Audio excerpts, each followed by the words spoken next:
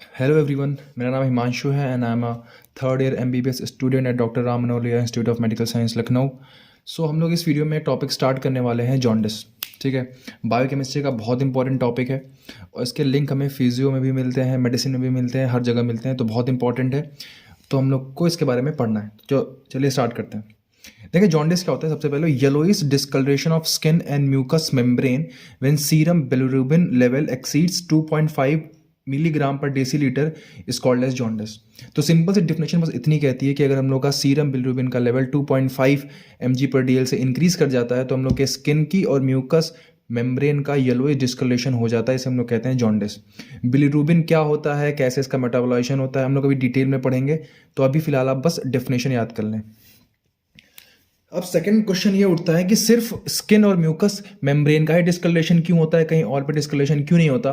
तो उसका reason simple सा ये है कि हमारे स्किन और म्यूकस मेम्ब्रेन में इलास्टिन फाइबर की मात्रा बहुत ज़्यादा होती है और बिलिरुबिन की बहुत हाई एफिनिटी होती है इनके साथ बाइंड करने की।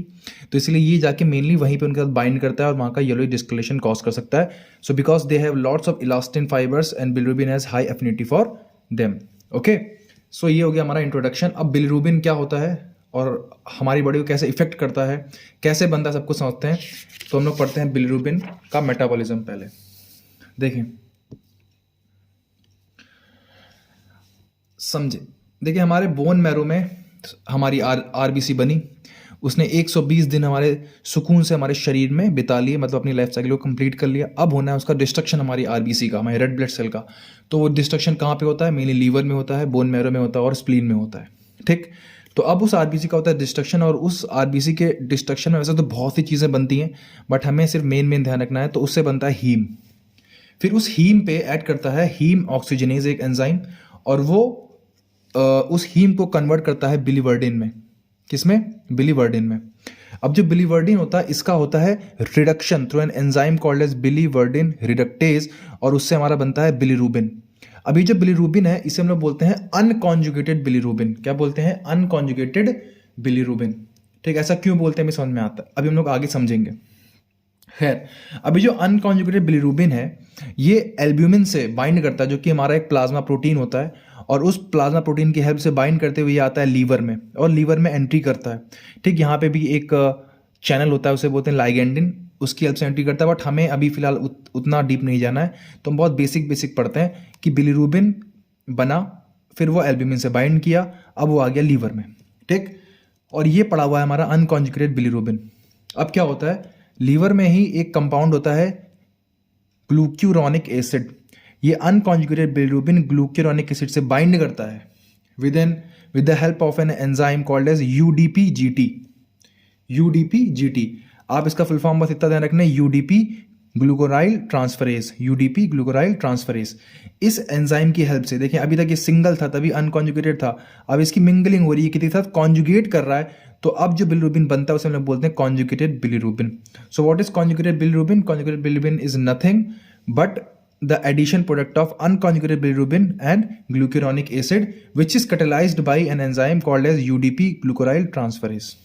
ठीक, अब जो हमारा कॉन्जुगेटेड बिलिरुबिन है ये हमारे लीवर से बाहर जाता है थ्रू जो बाइल डक्ट हैं, बाइल डक्ट उनके थ्रू बाहर जाता है। इंपॉर्टेंट बात यहाँ पे ध्यान रखनी कि थ्रू बाइल डक्ट बाहर जाता है। ठीक, क्यों? अभी हम लोग आगे समझेंगे। अभी जो हमारा कॉन्जुगेटेड बिलिरुबिन है ये बाइल डक्ट के थ्रू बाहर आता है और जाता है हमारे इंटेस्टाइन में, वो भी मेनली कौन सी? लार्ज इंटेस्टाइन में। ठीक है, तो गया मतलब इसका रास्ता वही है, आएगा ड्यूडेनम व्यूडेनम होके फिर कहाँ जाएगा? लार्ज इंटेस्टाइन में जाएगा। ठीक, अब लार्ज इंटेस्टाइन में होते हैं कई गट बैक्टीरिया जो हमारे बॉडी के कमेंसल बैक्टीरिया होते हैं। ऐसे बैक्टीरिया जो हम लोग की बॉडी में नॉर्मली पाए जाते हैं, वो नॉर्मल कमेंसल बैक्टीरिया इस कॉन्जुगेटेड बिलिरुबिन को फिर से ब्रेक कर देंगे, किसमें? अनकॉन्जुगेटेड बिलिरुबिन में। ठीक, और उस अनकॉन्जुगेटेड बिलिरुबिन को हम लोग अब बोलते हैं यूरोबिलिनोजन। क्या बोलते हैं? यूरोबिलिनोजन। अभी जो यूरोबिलिनोजन होता है ये क्या है? ये भी एक फॉर्म है किसकी? अनकॉन्जुगेटेड बिलिरुबिन की।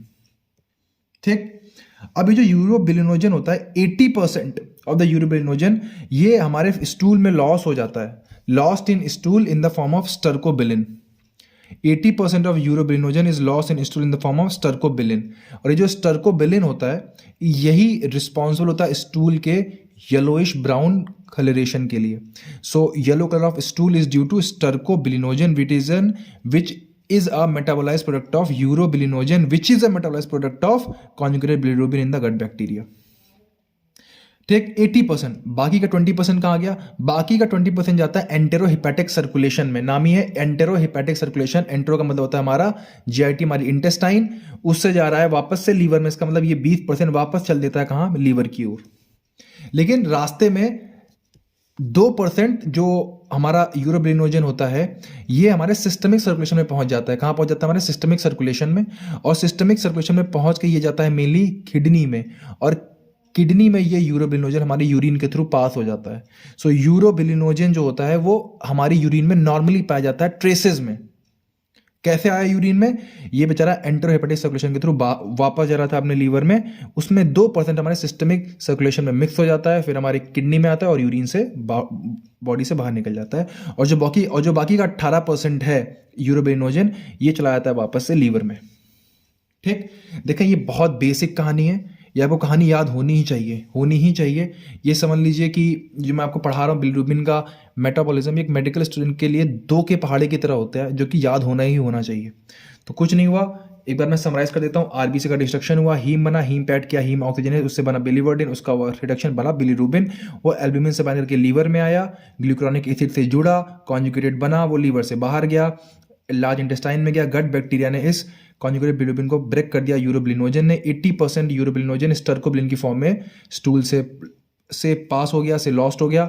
20% वापस जाने की कोशिश किया, उसमें से 2% फिर से हमारे सिस्टमिक सर्कुलेशन में चला गया और किडनी के थ्रू बॉडी से बाहर चला गया, और जो बाकी का 18% था वो वापस लीवर में चला गया। ठीक है, तो ये था हमारा मेटाबोलाइजेशन ऑफ बिलिरुबिन। तो इसमें जॉन्डिस का क्या रोल है, अब हम समझते हैं कि क्योंकि जॉन्डिस हो क्यों रहा है? बिलिरुबिन के बढ़ने की वजह से। ठीक है, तो इसी की वजह से इसके 3 नाम है। अब जॉन्डिस में कौन सा बिलिरुबिन बढ़ रहा है ये हमें क्या पता कॉन्जुगेटेड बढ़ रहा हो, या क्या पता अनकॉन्जुगेटेड बढ़ रहा हो, या क्या पता दोनों ही बढ़ रहे हो।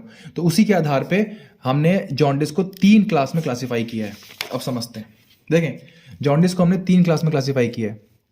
पहले को बोला है हिमोरेटिक जॉन्डिस या प्री हिपैटिक जॉन्डिस।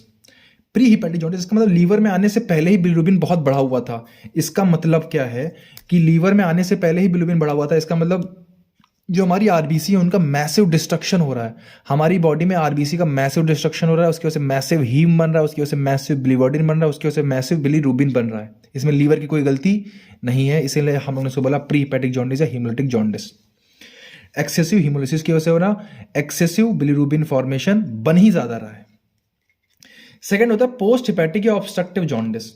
इसका मतलब पोस्ट हिपैटिक का मतलब है कि इसमें भी लीवर की कोई गलती नहीं बेचारे की, इसमें लीवर से जो बिलिरुबिन बन रहा है वो लीवर से निकल नहीं पा रहा है।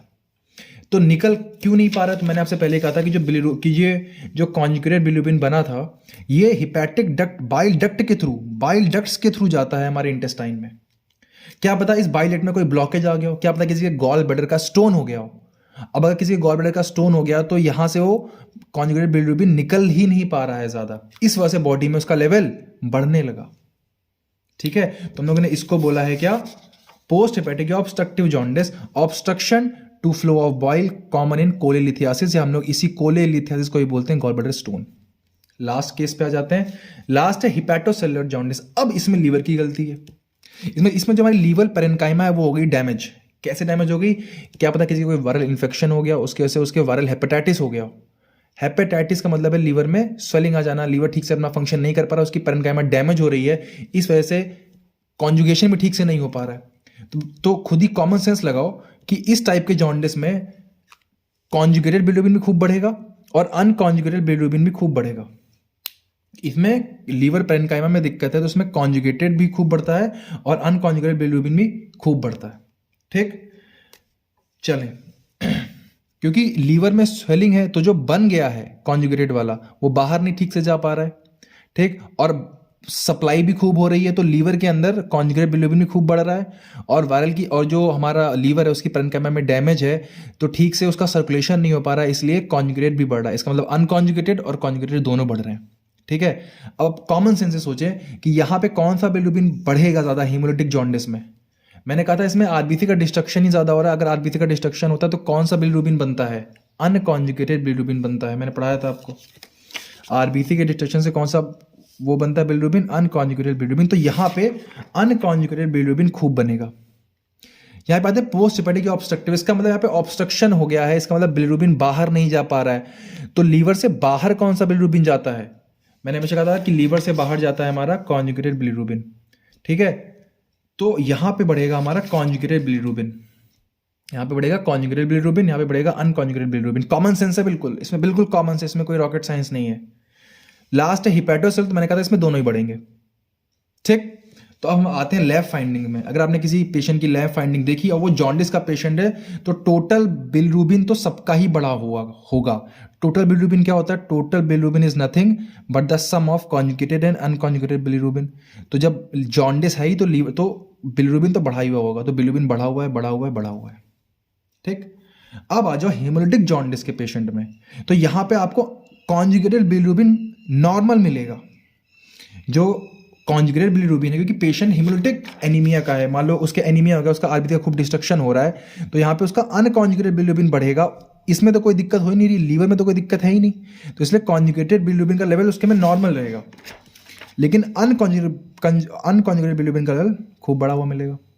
अब ऑब्स्ट्रक्टिव जॉन्डिस पे, ऑब्स्ट्रक्टिव मैंने कहा था जो जिसका कॉन्जुगेशन हो चुका है वो बिलिरुबिन लीवर से निकल नहीं पा रहा है, उसका सर्कुलेशन नहीं हो पा रहा, तो यहाँ पे हमारा कॉन्जुगेटेड बिलिरुबिन बढ़ा हुआ मिलेगा, लेकिन जो अनकॉन्जुगेटेड बिलिरुबिन है वो हमें नॉर्मल मिलेगा, ठीक। और जो हिपैटोसेलुलर जॉन्डिस है, मैंने उसमें कहा था दोनों ही बढ़े हुए मिलेंगे, ठीक है, दोनों ही बढ़े हुए मिलेंगे। तो यहां पे में दोनों बढ़े हुए मिले। अब हम एक टेस्ट के बारे में बात कर लेते हैं, वैंडेनबर्ग रिएक्शन। ये क्या होती है समझ लेते हैं। वैंडेनबर्ग रिएक्शन बेसिकली होता क्या है, ये हमें ये बताती है रिएक्शन की जो जॉन्डिस है उसका कॉज क्या है। डायरेक्ट वाला मतलब कॉन्जुगेटेड बिलिरुबिन बढ़ने की वजह से है, या फिर अनकॉन्जुगेटेड के बढ़ने की वजह से, या फिर हिपैटोसेलुलर कॉज है। तो देखो बेटा, इसमें क्या करते हैं, to demonstrate type of jaundice, so van den Bergh reaction, so जो वैंडेनबर्ग रिएक्शन है is basically to demonstrate the type of jaundice. इसमें हम लोग एक रिएजेंट का इस्तेमाल करते हैं, इस रिएजेंट का नाम आप याद ही कर लें, रट लें, sulphanilic acid and sodium nitrate, sulphanilic acid and sodium nitrate. तो हम लोग, तो इसमें क्या देखने को मिलता है, तो अगर कॉन्जुगेटेड बिलिरुबिन में आप रिएजेंट डालोगे, अगर रिएजेंट की रिएक्शन कॉन्जुगेटेड बिलिरुबिन से होगी, अगर किसी पेशेंट के ब्लड में कॉन्जुगेटेड बिलिरुबिन बढ़ा हुआ है और हम उसमें ये रिएजेंट डालते हैं, तो कॉन्जुगेटेड बिलिरुबिन से मिलते हुए जो रिएजेंट है वो सीधे पर्पल कलर इमीडिएटली दे देता है, और इसको हम लोग बोलते हैं direct reaction positive.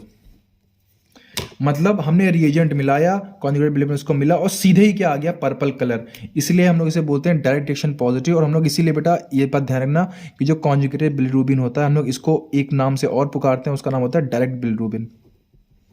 So conjugated bilirubin is also called as direct bilirubin. अब जो अनकॉन्जुगेटेड बिलिरुबिन होता है, अनकॉन्जुगेटेड बिलिरुबिन में जब आप रिएजेंट डालोगे तो कुछ नहीं होगा, नो कलर चेंज, बट जब उसमें फिर से आप अल्कोहल ऐड करोगे, ऐड अल्कोहल, तो वापस से कलर चेंज हो जाएगा। तो इसीलिए देखो ये रिएक्शन दो स्टेप में हो रही है, इसलिए हम लोग इसको बोलते हैं इनडायरेक्ट रिएक्शन पॉजिटिव। यहां पे बस रिएजेंट डालने से ही सीधे रंग में चेंज हो गया था, तो इसलिए इसको बोला था डायरेक्ट रिएक्शन पॉजिटिव। इसमें क्या है, अल्कोहल डालने के बाद रंग चेंज हो रहा है, इसलिए हम लोग इसे बोलते हैं इनडायरेक्ट रिएक्शन पॉजिटिव। और इसीलिए हम लोग अनकॉन्जुगेटेड बिलिरुबिन को एक और नाम देते हैं इनडायरेक्ट बिलिरुबिन। याद करना बहुत आसान है, अन में एन आता है और इनडायरेक्ट में एन आता है। So unconjugated bilirubin is also called as indirect bilirubin. और अगर आपने ये रिएजेंट डाला और कुछ कलर में चेंज आया, लेकिन जब आपने अल्कोहल डाला तो कलर की इंटेंसिटी बढ़ गई, इसका मतलब क्या है, इसका मतलब ये है कि दोनों केसेस प्रेजेंट थे, पहले हल्का सा कलर चेंज आया और अल्कोहल डालने पे कलर की इंटेंसिटी बढ़ गई। If both direct and indirect reaction is positive then result is said to be biphasic. ठीक, अब हम लोग आते हैं जो टेबल का लास्ट पार्ट था वो समझ लेते हैं कि अगर किसी के हीमोलिटिक जॉन्डिस है, हीमोलिटिक जॉन्डिस है, ठीक है, तो इसमें हीमोलिटिक जॉन्डिस में कौन सा बिलिरुबिन बढ़ रहा है, इसमें बढ़ता है अनकॉन्जुगेटेड बिलिरुबिन, तो यहाँ पे इनडायरेक्ट रिएक्शन पॉजिटिव आएगी। अगर ऑब्स्ट्रक्टिव जॉन्डिस है तो यहाँ पे बढ़ रहा है डायरेक्ट बिलिरुबिन, तो यहाँ पे डायरेक्ट रिएक्शन पॉजिटिव आएगी। अगर किसी के हिपैटोसेलुलर जॉन्डिस है तो उसके बाइफेजिक रिएक्शन पॉजिटिव आती है। ठीक, बहुत अच्छा, ये हम लोग का जॉन्डिस वाला पोर्शन खत्म हो गया। अब छोटी छोटी चीज़ें हैं जो हमसे पूछ सकते हैं वाइवा में, कॉजेज क्या क्या होते हैं। तो प्री हिपैटिक जॉन्डिस या हीमोलिटिक जॉन्डिस के सिंपल कॉज हैं, कोई ग्लोबिनोपैथी जैसे कि थैलेसीमिया हो सकता है, ठीक है। गिलबर्ट सिंड्रोम एक जेनेटिक डिफेक्ट होता है। हिग्नल नाजर सिंड्रोम जेनेटिक डिफेक्ट होता है, इसके बारे में हम लोग कभी और पढ़ेंगे। फिलहाल आपके लेवल पे अभी ये इंपॉर्टेंट नहीं है, मैं पढ़ा दूंगा फिर भी बाद में। तो बस आपको नाम ध्यान रखना है कि गिलबर्ट सिंड्रोम, हिग्नल नाजर सिंड्रोम और थैलेसीमिया में होता है हिमोरेटिक जॉन्डिस। पोस्ट हिपेटिक जॉन्डिस के कॉज होते हैं कोलेस्टेसिस, ठीक है, tumour of bile duct, carcinoma of pancreas और ड्यूबिन जॉनसन सिंड्रोम। और हिपेटोसेलुलर जॉन्डिस के कॉज होते हैं वायरल हेपेटाइटिस। हिपेटोसेलुलर जॉन्डिस का कॉज आपको ध्यान रखना है, वायरल हेपेटाइटिस कभी नहीं भूलना है। पोस्ट हेपेटिक का कॉज कोलेस्टेसिस कभी नहीं भूलना है, या इसी को बोलते हैं भाई स्टोन ऑफ गॉल ब्लैडर, ठीक है।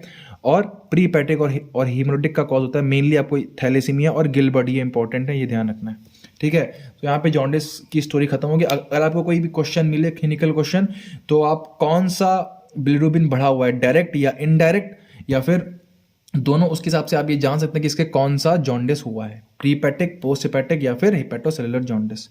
आई होप आपको समझ में आया हो। Thank you. नोट्स आपको मिल जाएंगे।